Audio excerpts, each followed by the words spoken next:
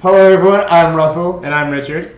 And we are with the Lafayette Beer League. And tonight we are going to be talking about Mad Anthony Brewing Company and their Summer Daze beer. Summer Daze. Okay, alright, so look at it.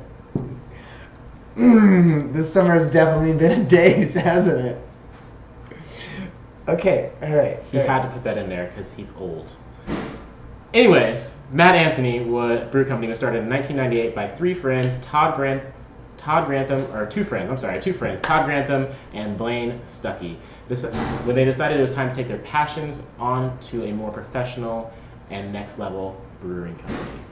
Right, and then in 1999 they teamed up with Jeff Niels, who managed the restaurant side of the business and started to become a powerhouse brewery. The trio purchased Fort Wayne's Munchie Emporium and created the brew house that there is there today. Now they produce upwards to 2,000 barrels a year. It's got a bit. That's a lot of beer. That's a lot of beer. I think I could drink 2,000 barrels in a year, though. I have zero faith in that. I have zero faith Anyway, in that. for more information about the brewery, check out the links below. But tonight we are talking about Summer Daze, a classic American wheat ale. It was popularized in the mid-1980s by Widmer Brewing Company. It's kind of a redesign of the classic German Weiss beer. Exactly. Much like other European adaptations from beer styles like IPAs, or stouts, you're going to have a lot more of the New World or American hop flavors and aromas that are going to come out of it.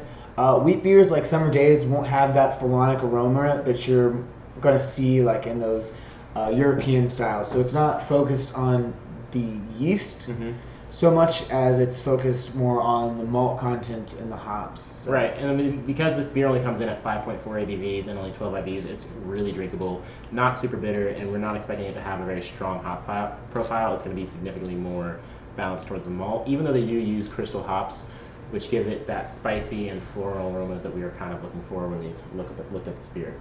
So, what's your kind of first thought on this? Well, right off the bat, like the appearance is definitely right on. It is usually going to be pale to gold, and this is a little pale yellow to gold. So this is definitely in that range. Right, I would agree. Honestly, it kind of has that, that definite quintessential like wheat beer look to it. Right. But it's not. It's not hazy. It's not as hazy as I would expect from like a Hefeweizen, like we said earlier, where it's more, I feel, filtered and, Yeah, an American wheat ale is definitely going to have more like filtration. Yeah. Personally, I kind of feel like the aroma on this beer, I think we were kind of talking earlier about how we felt that this was kind of more of a slightly out of season, and we're getting a little bit less of the full flavor and intended qualities that this beer is supposed to have that the brewery is expecting, because I don't feel like the aroma is nearly up to par with that kind of grainy bready. Like I do smell some wheat, I do smell some bread, but it seems like it's kind of dulled and a little bit more restricted than I would expect from a nice, American wheat ale.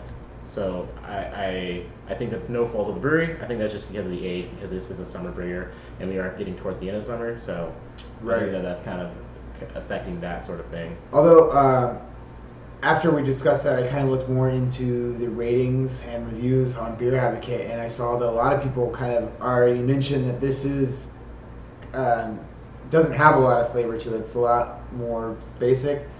If you think that all beer tastes like Anheuser-Busch, I don't think that this one does at all. But I think you could make an easy jump into this beer. Yep, I agree. So if you're just like trying to get into supporting a local brewery, you're going to be able to find a home in this beer. Yeah, I can definitely agree with that. I think that this would be a very easy transition from drinking like your Bud Light, Miller Lite, or Budweiser, and going over and being like, hey, I want to try something crazy, but not too crazy, because, you want to support a local business. Right. That's here in Indiana, But yeah, the mouthfeel of this is definitely smooth. It's got a nice fluffiness to it. It has kind of like a medium body, kind of not quite effervescent, but still has a little bit of a bit of a bubble. Not a lot, just a little. And then like overall, I kind of feel that it is a very easy drinkable beer. Oh, so easy to drink. We had one of these earlier to kind of think through all the qualities of it and kind of get our thoughts on this kind of correct, so we could kind of give them a better what's the presentation of them. Right. And I still feel totally fine with it. I still feel that it's not affecting me all that much. I think that it's a very easy drinking. 5.4 is right there in the range of any domestic beer you're gonna drink. Right. So like, you can definitely row your lawn with this. Go drinking down the river, anything like that. Any of those summer. And you can drink a lot of this. Yeah, you can definitely drink a lot of this. Like without getting upset to your stomach or Right.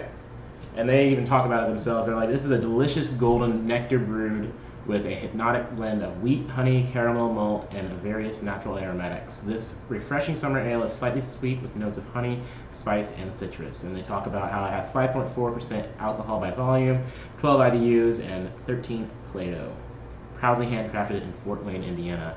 And then they tell you to please recycle, because recycling is important to us as a whole society. Not recycle or die. Beer drinkers.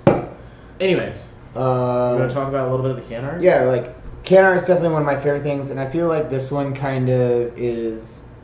It's been thrown off with their logo. I feel like the logo doesn't really fit within the theme of the can itself. Like, I get it, you're from 1999, and this is kind of the graphic design work of that time, and you're trying to bring it in with like 2018 graphic design, but you're like, nope, we're gonna go back to the 70s with it. Boom. When I see this can, I straight away immediately think Mystery Machine, Scooby-Doo, circa throw some purple on there. 1990s, and that's exactly what I think of. Old school Scooby-Doo, which was the best Scooby-Doo, let's just be honest. Like, it was. But that's what I think of when I think about this can. And then the Mad Anthony, like you was saying, the logo. I think that, not to criticize your artwork just because you have different tastes than we do, but for my personal taste, I feel like if it was for me, I would have done a one-off logo design and kind of try to match it with that same vibe of the 70s Scooby-Doo sort of can style that you were going with. Yeah, that was just me personal. You know, though, I think that when they go into their design, they shouldn't change their logo, because the fact of the matter is they're one of the older breweries here in Indiana. You know, that's 1999, true. That's like... What is that? 6 years after... Exactly. After Broad Ripple Brew Pub and Lafayette Brewing Company started, I think. So these guys have a legacy here in Indiana. Right.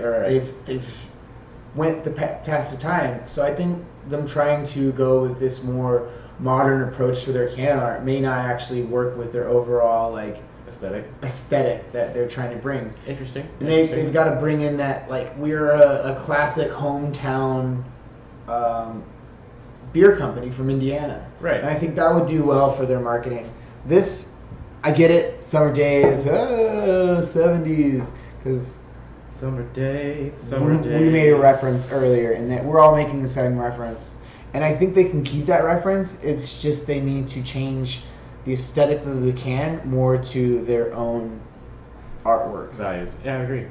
So that kind of brings us to kind of our overall ratings of said beer. We were kind of brutal on this beer. Rate Beer gave it a 3.07 out of 5 with 22 ratings, which is actually quite a few ratings for Rate Beer. Beer Advocate gave it a 3.64 out of 5 with 19 ratings, and then Untapped gave it a 3.56 out of 5 with 2,060 ratings. I personally give it a 3.5. I think that it is a decent beer to drink. It's an easy thing to kind of get into from a domestic standpoint, but it's not really hitting everything that I want it to. I think that it's something that I would get if I saw it and I didn't see anything else that I wanted. I wouldn't go that far. I would like to go to the brewery and check this out. True. I want to see it fresh. I want it on tap, coming out of it. I want to experience what Mad Anthony has. I've seen videos, or not videos, but I've seen pictures of their brewery, and it looks awesome, and I want to be there. But overall, this beer, I don't think it's all that unique. I think that it's a pretty basic wheat ale, and I think maybe that's what they were going for. That might be what they're going for, in which case they nailed it. They nailed it. If they're going for a really simple, easy, approachable wheat ale, this is it. It's very approachable. I get a little bit of honey. I'm noticing some slight citrus to it. Tiny bit of spice. But overall, I'm not impressed with it, and that's why I decided to give it a 3.2. I still think it's a good beer.